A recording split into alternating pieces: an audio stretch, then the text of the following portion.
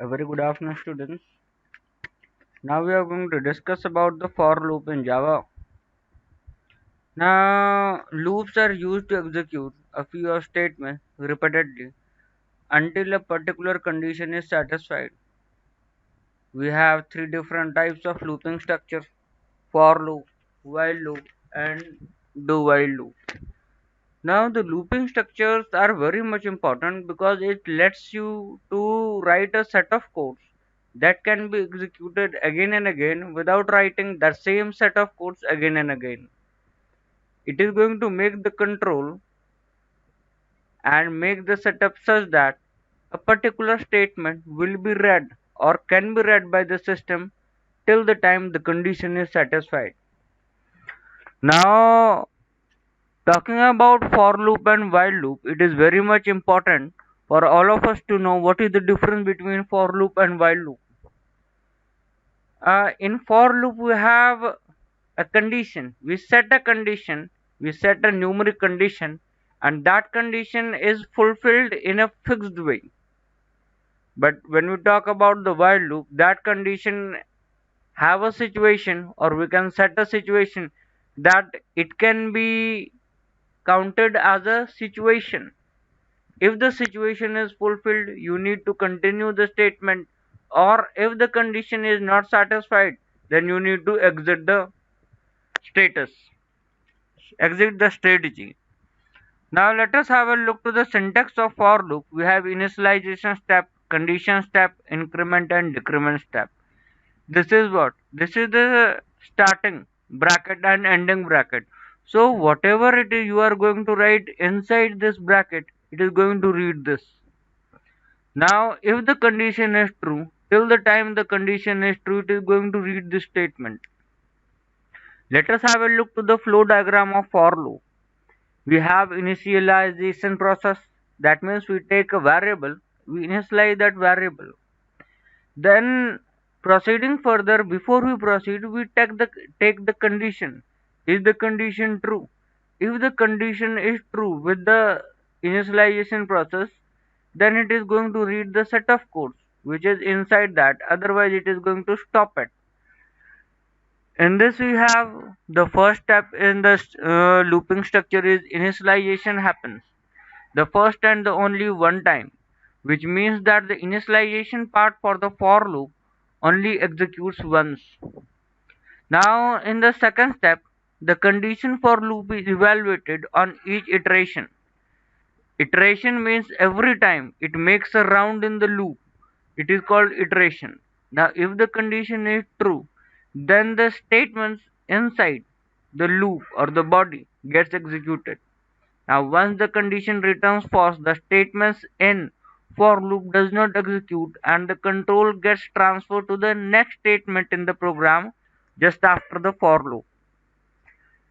Now in the third step, every execution of the loop's body, the increment or decrement part of the loop executes that updates the loop counter. Now after the third step, the control jumps to the second step to the condition and it's re-evaluated. Now let us have a look to the example of for loop. In the statement you can see the class. We have made a class of for loop example. Public static void main string args. Public stands for public, that means anything outside this class can access this. Then all these things, public static void main, these things I have explained in my first chapter. Please refer to the first chapter. Now starting to the for loop, we have the first thing you can see that int I equals to 10 is there. It is followed by a semicolon. That means it is going to read this. In this, we have initialized a value of I to 10. Then we have set a condition followed by semicolon. I is greater than 1. Now the value of I was 10. Is I greater than 1? Yes, it is, because the value of I is 10. In the next statement, you can see that every initialization it is followed by a semicolon. Then the condition is followed by a semicolon. And the last thing, we have I minus minus. This is known as increment or decrement step, but it is not followed by a semicolon. So it is not going to read this statement. Since the condition is true, it is going to read whatever is inside the for loop structure, you can see that inside the for loop we have a set of codes which is going to display the value of I. So the value of I is 10, it is going to display the value of I. Now in the next step we can see that it is ending of the for loop. After ending of the for loop we can see that one step we had left, that is I minus minus. Now it is the end of the for loop. So before exiting the loop it is going to execute I minus minus. The value of I was 10. So evaluating that, that means I minus minus, it is going to decrement the value of I by 1. It was 10. So it will become now 9. Now since we can call it as a reinitialization or reassigning, again it is going to evaluate, check the condition, whether the condition is true or false. Now the condition in this situation is I greater than 1. Since after decrement the value of I is, it was first 10, now it has become 9. So the value of I is still greater than 1. Can you see this? So this is what we are talking about. The condition is again true. So it is again going to read the set of codes. That means in the first situation it has displayed the value of I which was 10. In the second situation it is again going to display the value of I.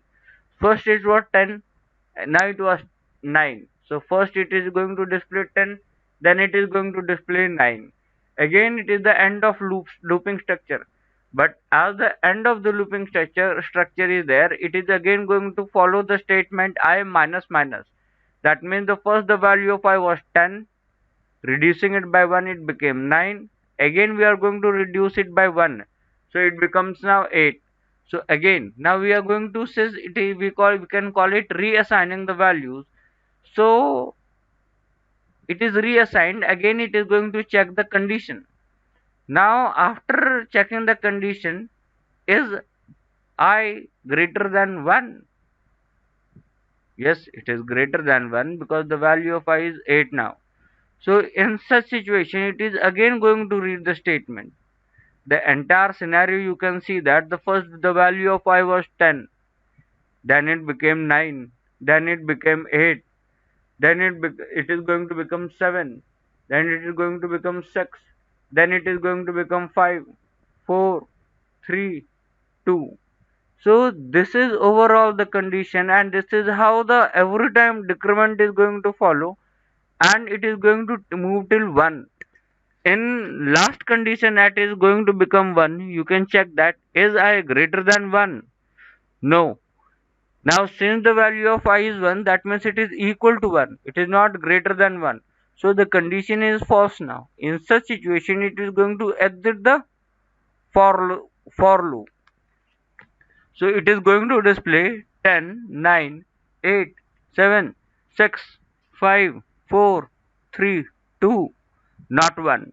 Now if the condition is less than, greater than, equal to 1, then it is also going to display 1. This is what is about, we have a for loop. Now you can check the infinite loop. Now if we set a situation such that it is never going to end, this is what we have given the example for that. It is a set a condition, that means I is equal to 1 and I is greater than equal to 1, this is the condition, and I plus plus, it is again going to display the value of I. So the situation is that it is always going to be greater than 1. This is what is the condition. The value of I is 1, it will increment the value of I by 1 and it is going to become 2 after the for loop, end of the for loop. So if first it will is 1, then it will become 2, then 3, then 4, and it will proceed till indefinite loop, and this loop is never going to end. You can check that the situation which we have set is never going to fulfill, it is always going to fulfill.